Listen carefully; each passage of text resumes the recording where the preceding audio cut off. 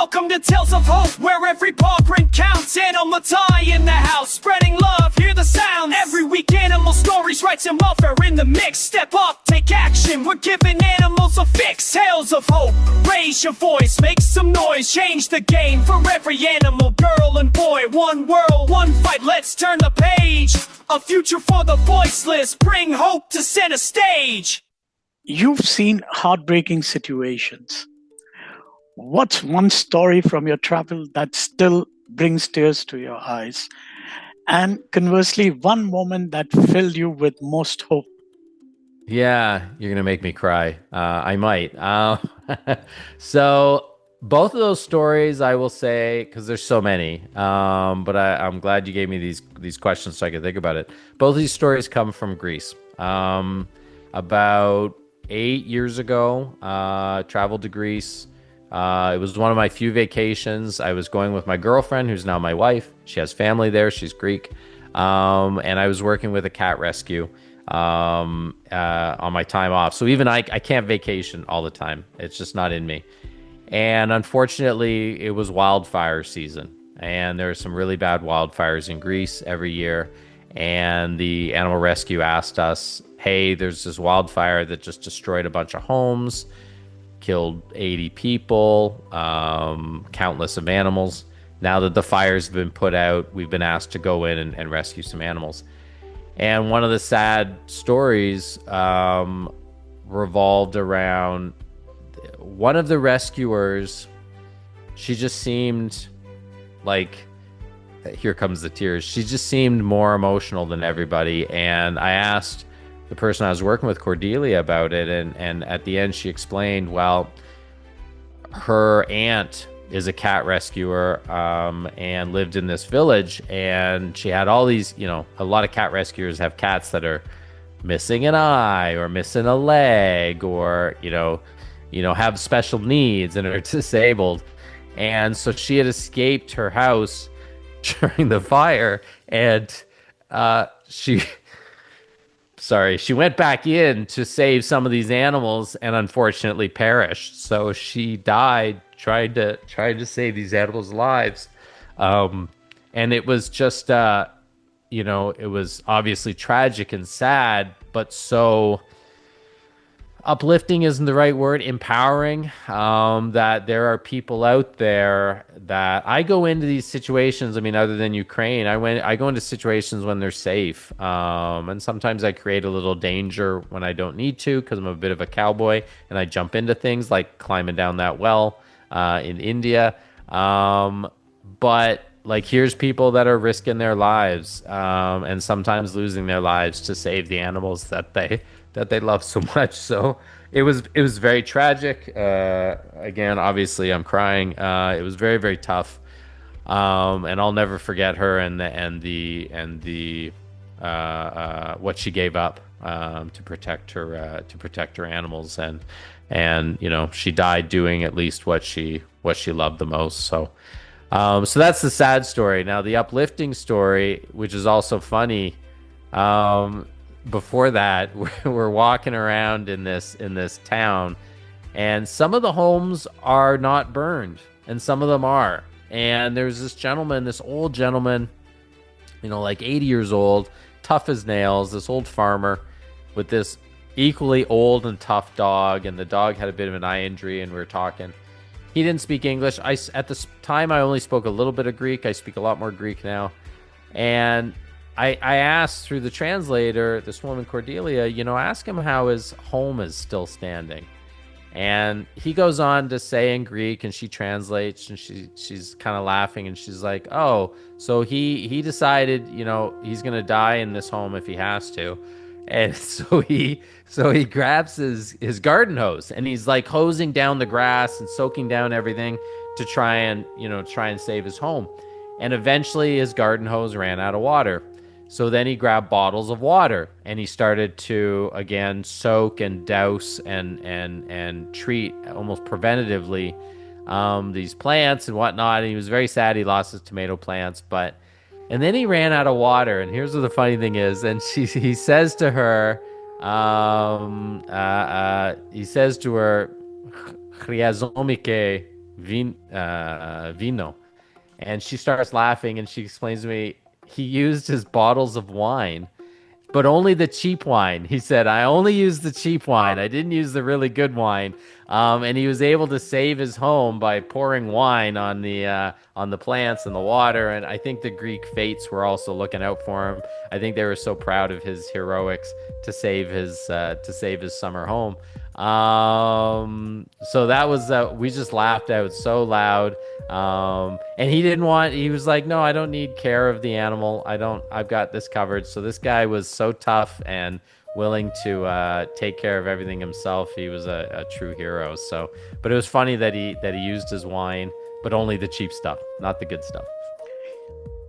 Honestly, Dr. Cliff, what you just mentioned about the first story about a lady, giving up her life to save the animals. These are such truly inspiring and uplifting stories, which I think we all need to listen and hear, because when you hear such stories, it reinstates your faith in humanity, that we still have humans who are, in alignment with God's creation, that everybody, it's more of reverence for life, for every being, which I think is a very rarity today, Yeah. I think it is, though. I wonder, we don't see it a lot, and unfortunately social media seems to succeed as far as the algorithm by pushing conflict and arguing less than inspirational stuff. So I think it's out there and we just don't see it.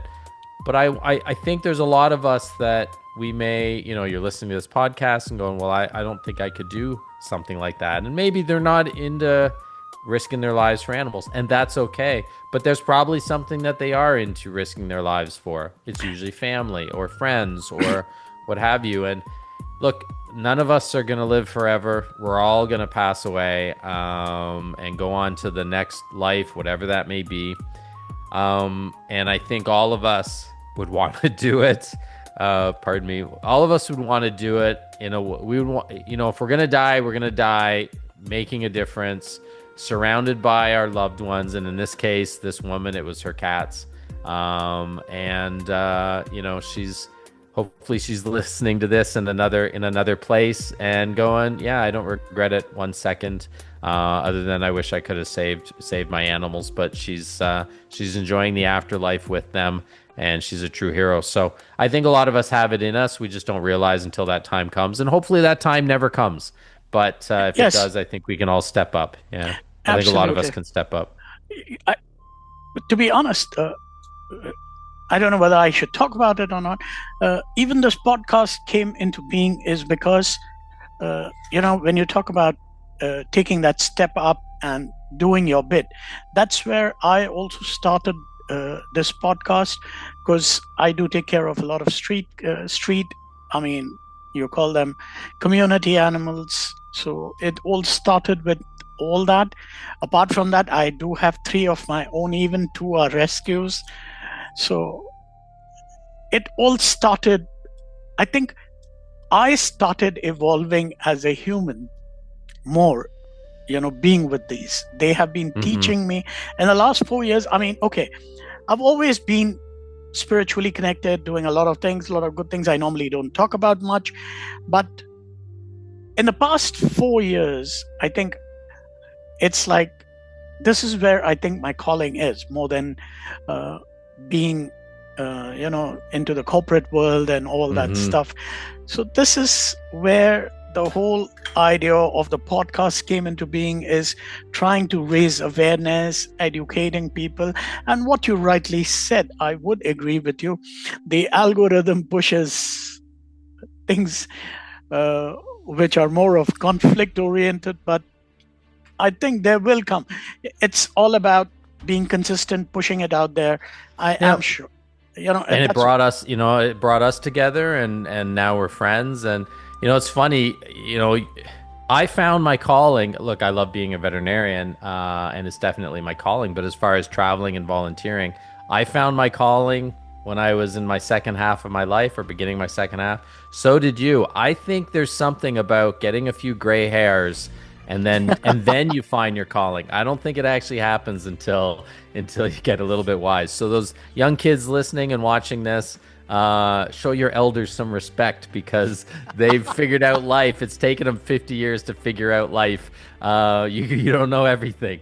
Yeah, it's funny how that happens, right? We chase this other dream or what we're supposed to do in the corporate world, and it's not until we start to have lower back pain and sore knees that we start to recognize what our calling is. Absolutely, 100%. I would agree with you. I think it's all matter of time, and what you rightly said. Today, youngsters need to understand, just because you have social media, knowledge, everything, but there's nothing that beats experience, especially compared to your parents, your grandfathers or your grandparents. They've actually experienced life, and no matter what, it's not that they haven't done, it's like they haven't made wrong decisions, but they have learned from it. So it is wiser for us to learn from them and, take their experience. So, but I think today is the generation that we are into, they think they know everything. And we did too when we were their age. Absolutely. We yes. did too. I still ask my dad for advice and my mom for advice. They're in their late 70s all the time. So hopefully when my kids are in their 50s, they're going to still ask me for advice. But yeah, we thought we knew everything and we never do. We never do. But at least now we know nothing. That was one of the, I think it was Socrates that said that. True wisdom is knowing that you know nothing. Absolutely. So there you go. That's us. Absolutely. 100% with you on that. Now, moving forward, your profile and interview emphasize compassion for animals and people. How has working with vulnerable animals changed your perspective on human-animal bonds and compassion? Yeah, it's another great question. It has proven it to me. Working with animal warriors in India, working with PFA in India, working with the turtle rescue in Panama, or forgotten forever dogs in Cairo, Egypt. All these places, again, as I started at the beginning saying, the languages are different, the cultures are different, the religions are different. Everyone looks different, and yet there's all these people that are so passionately involved in taking care of animals. And some of my closest friends now they're not the people I play hockey with. I mean, they're fun, or I go to the bar with. It's the people that rescue animals and work with taking care of animals. And I love them the most and respect them the most. So that human-animal bond turns into a human-human bond as well. And animals are it's the God's way of bringing us stubborn, silly humans together to say, stop worrying about what happened on Love Island. The silly reality show that's here. Stop worrying about what happened on Love Island and look at this beautiful bird outside. I've been a vet for 27 years now, and I'm still every day amazed by the human-animal bond, and it just warms my heart and why I keep doing this. And I'm gonna, eventually I'm gonna sell my clinic and retire. But I'm still gonna be volunteering and traveling, hopefully until well into my, 80s, who knows. Yes. I'm always going to be helping, and it's because these animals have this human-animal bond is just, it's inspired me so much. Absolutely. Words, I think, what you rightly said, you're bonding with human who take care of these animals increases, with day by day. For me, as you rightly said, I am more connected to people now who are into rescuing, feeding, and all these.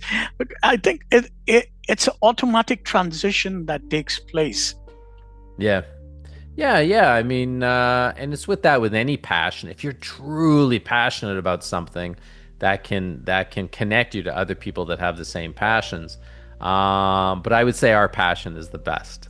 Taking care of animals is the best. It's the best passion. Absolutely. No, I love it. I love it. And I never would have talked to you if this wasn't the case. I never would have, made friends in Kharkiv, Ukraine, or Cairo, Egypt, and then the experiences outside of rescuing animals, um, from brought on by that. Like, the first ever hookah bar I went to was in this sort of tiny little courtyard in Cairo, Egypt. I mean, what a great place to do it for the first time. Not that I've done it often, but I never would have experienced this truly cultural experience if it wasn't for the friendships I made in Cairo rescuing animals. So, I mean, I got to ride Arabian horses through the desert, through the Sahara Desert into the sunset, because we worked with a horse rescue there as well. So, I am truly blessed to be able to do these things, and it was animals that brought the opportunities. Absolutely. Now, animal rescue can be emotionally exhausting. You know, how do you cope with the stress and avoid burnout while working in difficult or traumatic situations? I remember we were discussing this previously as well, but now, how do you actually emotionally handle this burnout? Yeah, I've been very lucky. The veterinary industry is plagued by burnout and compassion fatigue, and I've been very lucky that I've never really experienced it. And for a couple of reasons, again, I think having those other outlets for my stress really help, and staying physically fit and eating healthy, and trying my best to be humble.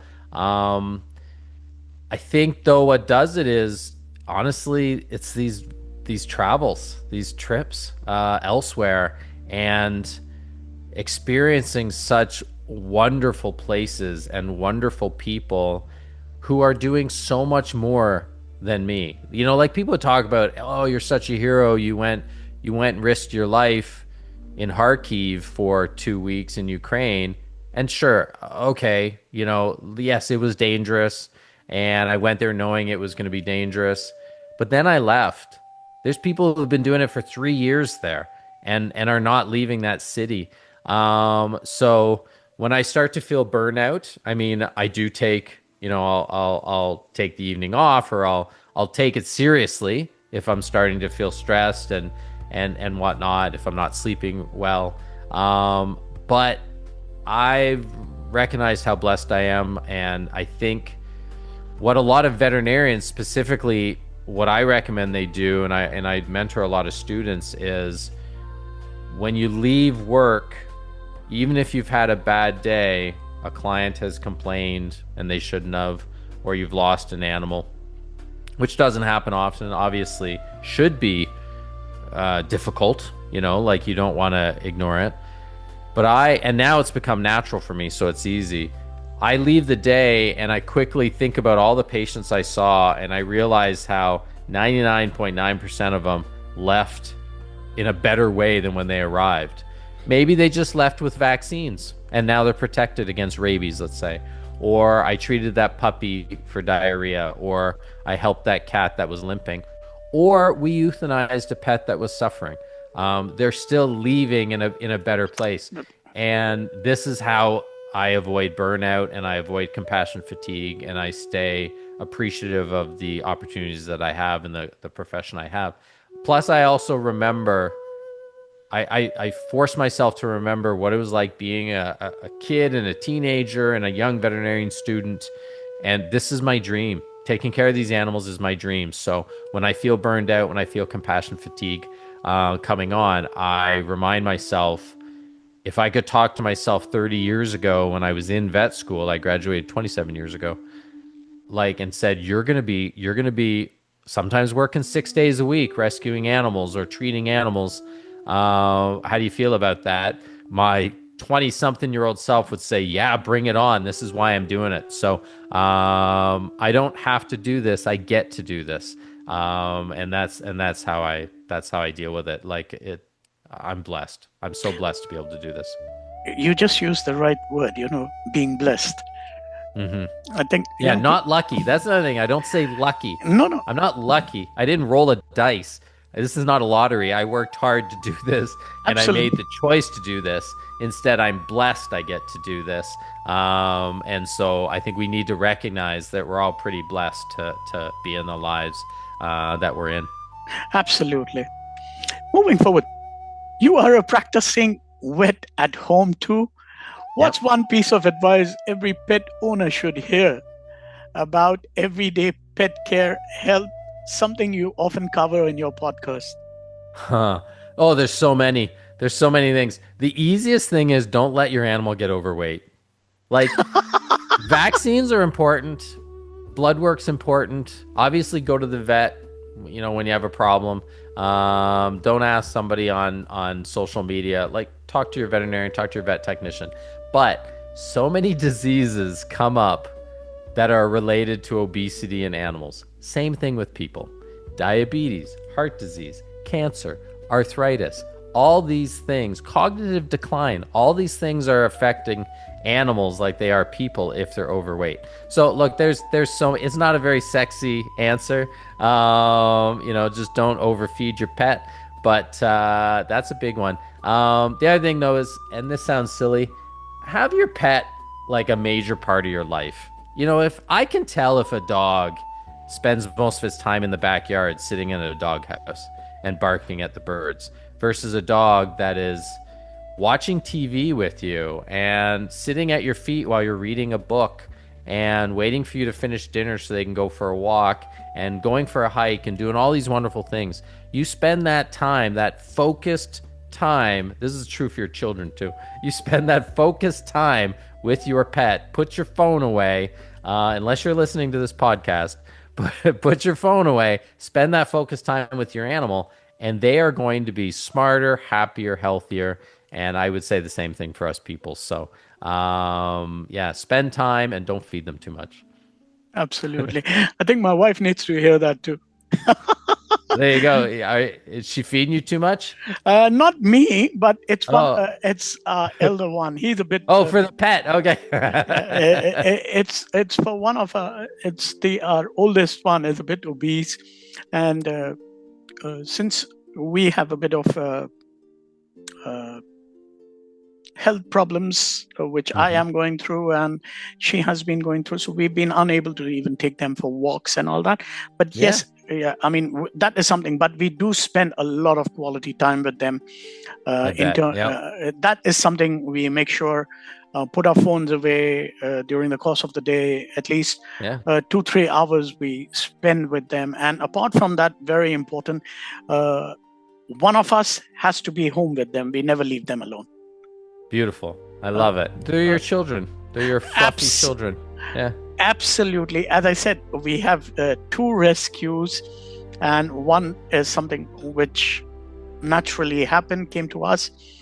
Yep. But from day one, me and my wife, we've had that.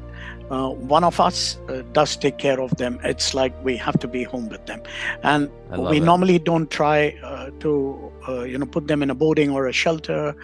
And we make sure that no matter what comes, I mean, it's difficult situations at times, but we do try and make sure that, they are at home and one of us is with them all the time. Perfect. I mean, I think it's a blessing in disguise. Yes. And then, everyone, you probably go, oh, we gotta stay and take care of our pets and this and that. No, you don't have to. You get to. This is something that you should enjoy, and you're gonna miss it when they pass away, right? You're gonna miss it. So, we're dealing with a rescue puppy from the north right now. He's 8.5 months old, and his father was what we call a wild res dog or reservation dog. So he's a bit of a savage. He's a bit of a crazy puppy. He's 50 pounds and he's just got this like wild instinct. And oh my goodness, like he's chewing this and he's doing that, and he's so much extra work and so much more work than all the other dogs we've ever had. but we love them so much. And we know 15 years from now, if we're blessed that we get that much time with him, we're going to miss his annoying, crazy habits. So dogs are wonderful. I love them. Absolutely. Now, for veterinary students or new vets who want to follow in your footsteps, what advice would you give them about pursuing volunteer rescue work internationally as well as locally? Yeah, so the first thing is just do it. Reach out to the shelters and reach out to the wildlife places about volunteering. You're gonna love it. It's gonna help with, again, burnout and compassion fatigue and sort of putting things in place and in proper order. But also, if you're going to travel and volunteer, don't just do it right away. Get good at spays and neuters and regular stuff. I didn't start traveling until I was 20 years into being a veterinarian almost, and owning my practice for about 18 years. So I was pretty well experienced. I still had a lot to learn, obviously, but I was pretty well experienced. So do it that way. And you also don't need to look, I'm a very jump right into it, do things as big as I possibly can. Sometimes I don't do enough research and it can get me in trouble, but that's who I am. So I went from nothing to 3 weeks in Jamaica. You don't have to do it that way. Do it like I did in Greece. Go on vacation with your spouse or your partner or your friends or your family and just do a half a day, or 2 half days volunteering. See if you like it. See if it suits your lifestyle. And if you enjoy it, the next time do a little bit more. And then, sort of slowly build up to it. So it's like anything, slowly, warm yourself up into the situation. But I think people do overthink things. When I went and did the wildlife rescue work, I had no wildlife experience. I had no orthopedic surgery experience. And they basically said, you're going to have to learn how to pin broken bones in birds because we see it a lot. So I did. I learned, and I practiced on animals that were deceased. And, there are times where they're like, well, I know you don't know how to do the surgery formally, but we're going to euthanize this bird, so give it a try. And so I gave it a try. And now I'm doing advanced orthopedics like it's no big deal because I've had enough experience. So we all know more than we think we do. We need to accept some of these challenges, get out, do something that's a little bit uncomfortable, and you're going to love it. It might give us some gray hairs, but as we've already said, the gray hairs make us wise. So, so do it. Accept them. Absolutely. Now, in a mission like Ukraine or Panama, what unexpected challenges or cultural differences did you encounter, and how did they change how you work? Yeah, and those, great question. 2 very different sort of sets of challenges. So Panama was an interesting one because we went and did your standard spay neuter programs, but we were asked to do it by a turtle rescue. And this guy, Raul, who ran the turtle rescue, Raul, if you're listening, I love you, buddy. I miss you. I'm coming to see you soon, I hope. He would say, Dr. Cleef, that's how he talks, Dr. Cleef, the dogs are eating my turtles. So he would be like, he basically said, if you can spay and neuter the local dogs that do run free, even though they're pets, there's going to be less of them and they're not going to eat my turtle eggs. So I learned that even though I did have some wildlife experience at that point, a regular cat and dog veterinarian could make a difference in wildlife conservation by spaying and neutering dogs and cats, and then they won't eat the turtles and Raul will be happy. So that was wonderful. Now, it was challenging because we had a lot of what we call bleeder dogs. So dogs that were infected with Ehrlichia primarily. So the surgeries were a lot more risky. We didn't lose any patients, but there were some challenges that humbled me and again made me a much better surgeon. So that was one big thing. Ukraine, I mean, the challenges were related to the violence. To be honest with you, we called it Russian thunder. The noise of the explosions, which were 24/7. It was like Diwali in India without the fancy saris and outfits that everyone was wearing. We were wearing flak jackets and helmets instead. So Ukraine was the challenges were all related to that, and it literally I would be doing surgery and the whole building would shake like a subway went underneath it, and there are no subways there in Kharkiv, and we would just have to pause and wait. And I once asked the guy, one of the rescuers, Vladimir, you know, how are we gonna, should we be worried? Like, how are we going to know if this one of these missiles comes too close? And he basically said, with a bit of a wink in his eye, he had a dark sense of humor. He said, if it comes too close, you're not going to have to worry about it. You're going to be dead. So I was like, okay, I guess I just keep, all right, I guess that one wasn't too close because I'm okay. So, you know, much like the lady in Greece, we were willing to do what we had to do to save these animals. So that was the big thing with Kharkiv was the danger. And I so wish that conflict could end. Obviously for the people, not just for the animals. It's such a senseless war, senseless attack. It's just ridiculous. You know, this we can discuss off topic of the podcast, but yes, as humans and what we think, you know, these politicians are doing is absolutely something we can debate, you know, outside this thing. But yes, it's all senseless, to be honest. Yeah. I mean, you know, as far as that war, there's I don't see, you know, there's no debate. Like, it's just Putin wants something that he shouldn't have, and his only way is to send other people in to fight for it. Like, that's the ridiculous thing.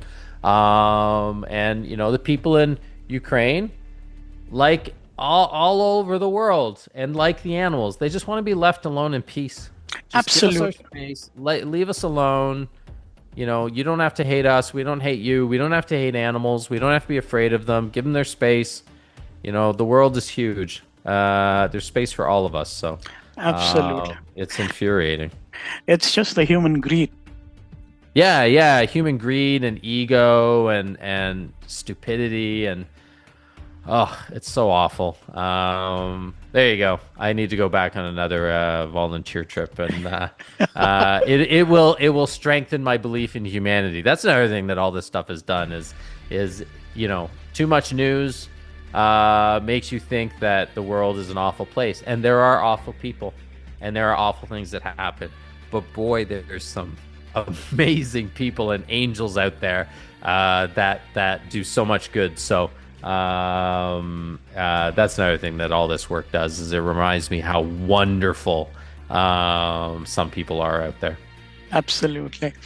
Your award-winning documentary has reached many people. How did sharing your story on a film affect your mission, and what feedback surprised you most from the viewers? Yeah, I'm so proud of that documentary. The producer and director, Diego, did such a great job, and we all did such a great job, and it's won a bunch of awards. And you know, it's visible in Canada through the TVO YouTube page, but it's actually recently been bought by a broadcaster in the US. I can't name who. It is in the Middle East as well. It is in Malaysia. We still haven't sold it to someone in India. So if anyone's listening in India that's involved in the broadcast, I got this award-winning, wonderful documentary that I'd love to share with the people in India. I think the biggest thing is people would watch it and they were surprised at how good it was, because they're like, you're not a filmographer, you're not a videographer, a documentarian. No, I didn't. I'm not the. I financed it, and I'm the guy in front of the camera. You know, so there you go. Like, find people. If you can't do something, find someone who can, and work with them, and get out of their way. People were also. They were very inspired. They were inspired to volunteer, inspired to travel, which is why we did it. They're inspired to be kind to animals, which is the real reason why we did it. So that's the biggest thing, is people who watch it, and I wish more people could see it, and we're working to get it out there throughout the world. People who watch it love it and are inspired to do great things. So what more can somebody ask for? And let's Keep our fingers crossed and hope we can get it across to India as well. That would be beautiful. Yeah, eventually it'll just be opened up free on YouTube, but it'd be nice if it was on like a platform. Perfect. We'll do that. We'll work on that. Now, rescue work can have humorous moments too. Do you have a funny and an unexpected story from your travels? Yeah, there's a lot of them. This one had a chapter in my book, as I said, that's coming out in a year. So I'm in Poland, near the border of Ukraine, and my daughter, who joined me, hadn't joined us yet. She was actually on a volunteer trip through Europe on her own when I told her I was going. And she's like, "Hey, I'm in Spain. Just get me a ticket. I'll come join you." So it was me and this Australian veterinarian named Lachlan, or Lockie, Dr. Lachlan. And he's about 10 years younger than me. And he's a bit of a cowboy like I am, like a bit of a, yeah, let's do it kind of thing. And we went for a hike. It was a quiet morning. We went for a hike. And we stumbled across, I'll try and keep this short. We stumbled across a deer that was in distress. Now, first of all, these animals seemed to find me. Like, I've had sick raccoons come to my house in Scarborough, in Toronto. Like, they know. They seem to know. I was at a park in Ukraine when I was in Kharkiv, and this injured bird, this pigeon with a wing droop, walked up to me. I was like, "Hey, I heard you were a veterinarian." Cuckoo, cuckoo. I heard you're a veterinarian. Can you save me? Anyway, so we're doing this hike, and we just stumble across this deer who had its antlers wrapped around this rope that I think hunters had put out, this rope fence, hoping to trap the deer, and then they'd later come and shoot it, which is a pretty horrible way to hunt. So this deer was bucking and flying all over the place and kicking, and I said, "Well, we gotta go rescue it." And Lachlan, so I'm like, "Okay, let's pause for a second," because, although I am a cowboy, I have more gray hairs than he does. I'm like, "All right, let's pause for a second to figure out how we're gonna do this." And he sort of slaps me in the shoulder and says, "Easy, we're just gonna go tackle it, mate." And off he went. And that was our strategy session. He just said, "We're gonna go grab it and tackle it." And that's what he did. He just went over, and I grabbed the rope, and he tackled the deer, and we held it down, and we got the rope off, and the deer went off and took off. He didn't turn around and say thank you, but that's okay. But it was like this crazy, we're lucky. We could have gotten hurt. And the deer could have gotten hurt. But it was so funny that, all the things seemed to turn and in place. All the fates were putting us into this one spot right at the right time to save this deer. And our entire strategy was, let's just go tackle it and take the rope off. So we were lucky. It was very funny that nothing happened, and we were able to save this deer. And hopefully he went off to make a whole bunch of little baby deers and name one of them after us. I don't know. Oh, wow. We certainly should hope for that. I'm sure he did. Listeners often want to help. What are some practical ways people can support your rescue missions or other animal efforts around the world? Yeah, and I mean, I don't have a charity yet as far as, donating money. So people often reach out to me about, can I donate? And I just direct them to a charity in their area. I will find one for them. Look, if you wanna help, it doesn't have to be me directly. It can help by checking out shelters, dog shelters, cat shelters, bunny shelters, wildlife rehabs, whatever. Follow them on social media. If they have a newsletter, sign up for their newsletter. That's a big thing. Just, understanding the work that they're doing. Eventually, something may come on where you can sign a petition that can help a law be changed. And if you have time, and I think everybody has time, go and volunteer. It could be something as simple as stuffing envelopes. You don't have to be a veterinarian. You can help feed the animals. You can take the homeless dog that's living at a shelter waiting for a family. You can take him for a walk and just give him some exercise and remind him how loving people are. If you can't adopt the dog, and you shouldn't if you're not able to, then you can at least help it, live a good life until it finds its forever home. So there's so many things you can do. And again, just be kind to animals. Give them their space. Take photos. Don't try and get into their lives. And if they need help, call an expert. Don't try and treat this animal and bring it into your garage and take photos and post it on social media. No, call an expert and they will help you rescue this animal, and everyone will feel better for it. Absolutely. Coming to the end of the podcast, my final question: what's next on horizon for Dr. Cliff? Any upcoming missions or projects you're excited about? How can people follow along with your journey? Yeah, so follow me on Instagram. That's sort of the one thing I do post often, and it's at Dr. Cliff Worldwide Vet. So Dr. Cliff Worldwide Vet. And there's great videos and, fun little goofy things and whatnot, as well as serious stuff. The project, I'm really excited about this book. I've been working 5 years writing it. And I got this great publisher, ECW Publishing, that's, we're going to do audiobook and digital and print and the whole bit. And it'll be a worldwide release. So I'm really excited about that. As far as trips, I'm trying to travel to a U.S. Commonwealth island down in the South Pacific called Saipan. 45,000 people, no veterinarian. And the woman that was running the shelter has now gotten into vet school, so she had to leave. So I'm trying to find a way to get down there. There's some legality issues with the U.S. government and non-Americans doing the work. So if that doesn't work, I gave a shout out to Raul in Panama.